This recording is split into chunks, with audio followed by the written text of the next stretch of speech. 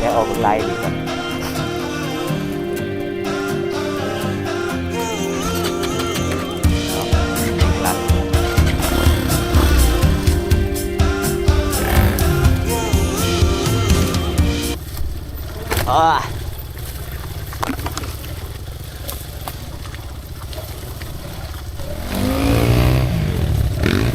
โอ้ทำไมสุดแล้วแห่งต่ำงาไม่พวกหกไว้มาอย่างมาต่ำอีกอยู่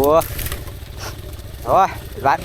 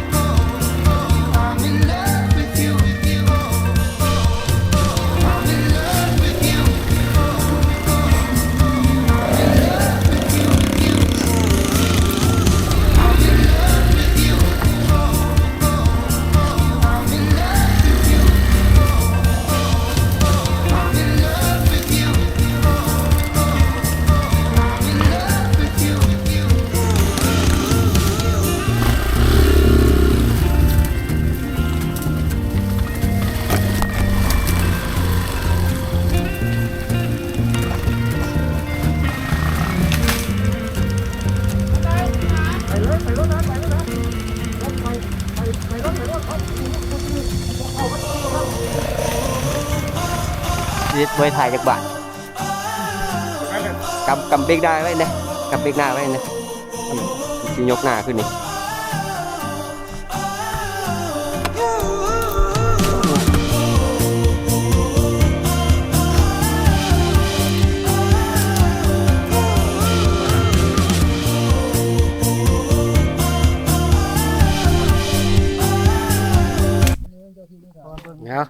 เอาไปหน้านี่ละโค้งลงเลยพากันมาจ้างตัดไม้รับจ้างตัดไม้ รับจ้างตัดไม้ เอาจังซี่ พักเที่ยงกินข้าวสวยอยู่ได้อยู่ขวามือลงขวามันก็ลงทีมเฮามื้อนั้นได้ไผได้ขึ้นรถจริงบ่มีบ่บ่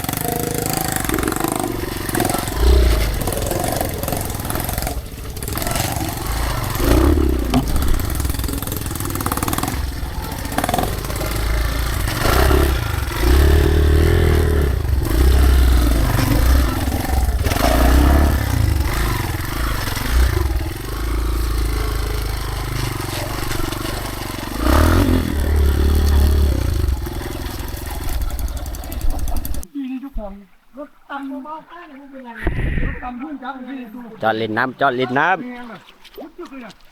จอดเล่นน้ำ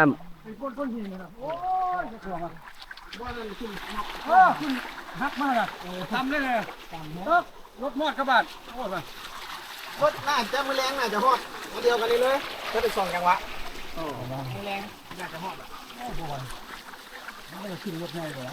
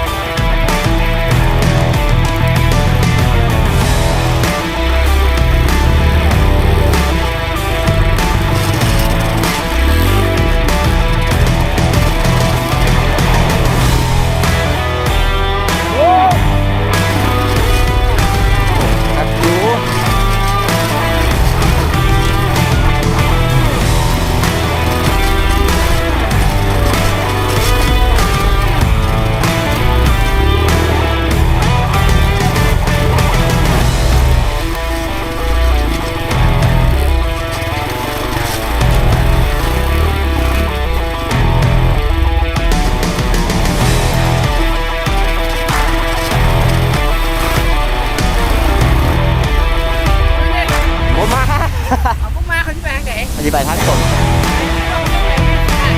ไอ้ตุ้ยนะเดี๋ยวมาได้นี่ไปไหวขึ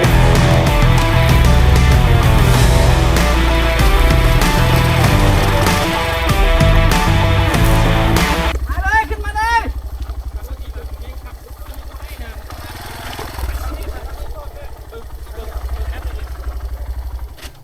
ไปช่วยเขากันบอกไป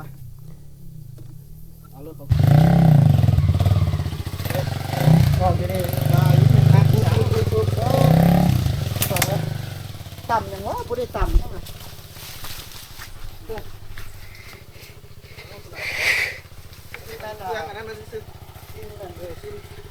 เล่งบันไลโอ้มันคือการทางนี้นะ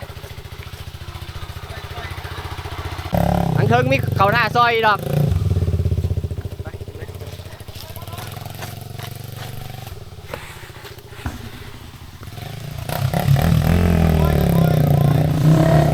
เงียงตัวไปทางซ้ายเงียงตัวไปทางซ้าย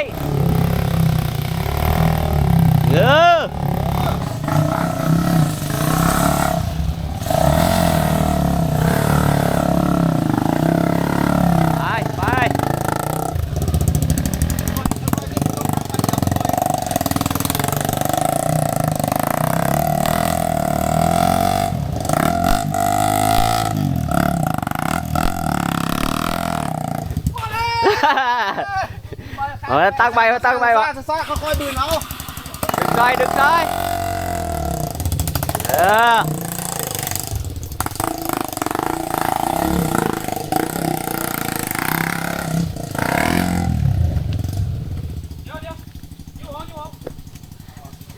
ฮ้ยไปกูยุ่งกันได้ไหน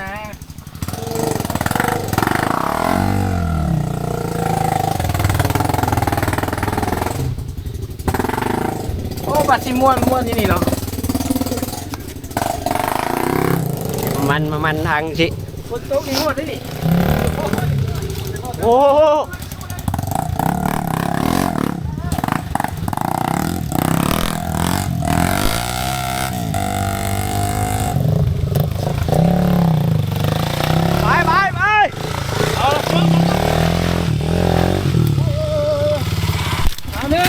เปิดมา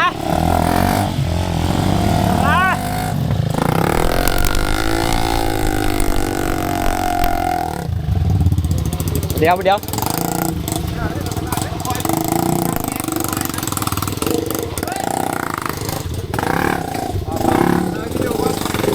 วางกันนะ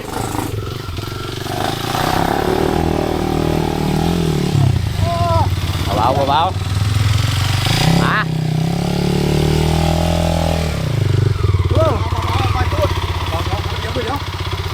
โอ้น้ำมันโอ้เมื่อกี้น้ำมันน้อยตกแก่อยู่เลยเดี๋ยวขอนั่งอ่ะ โอ้ยคุ้มค่าแล้วเจ้าหน่อยวันนี้มาได้ขี่รถ2 คัน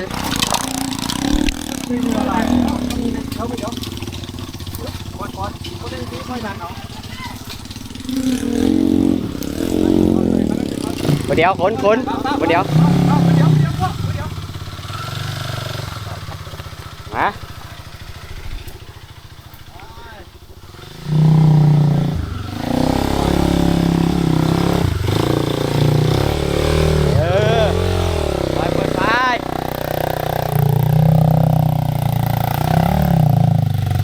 โอเคละฮิวคัก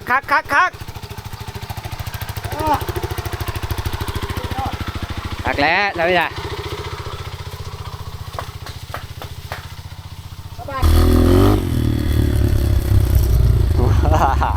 ว้า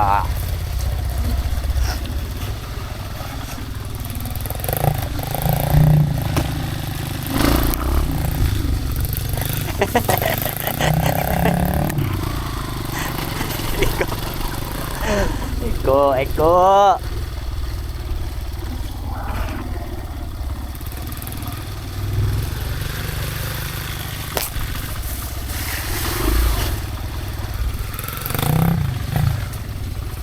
พาลัดดีกว่า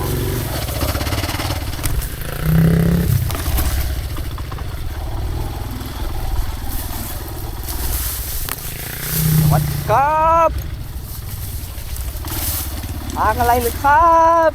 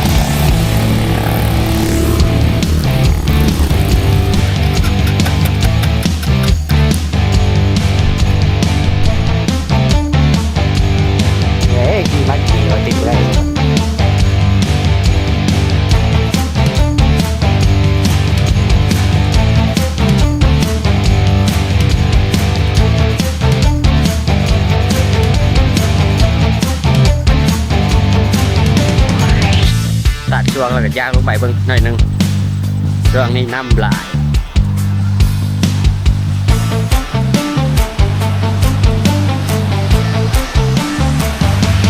ลมบ่อนนั่นดอกโอ้คนมาหลายอ่ะแก่คนมาได้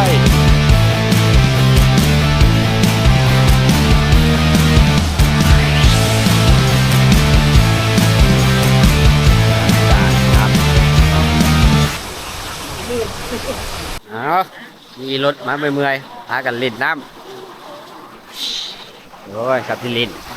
น้ำบุบวะเดี๋ยวลินน้ำเย็นๆแล้วก็เมื่อจัดเลย นี่ผู้หิวข้าวก็มี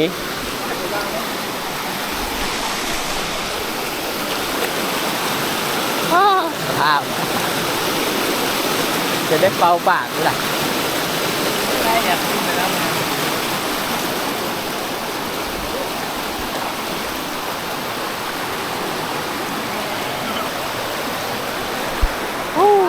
รียบร้อยพอดแล้วจบคลิป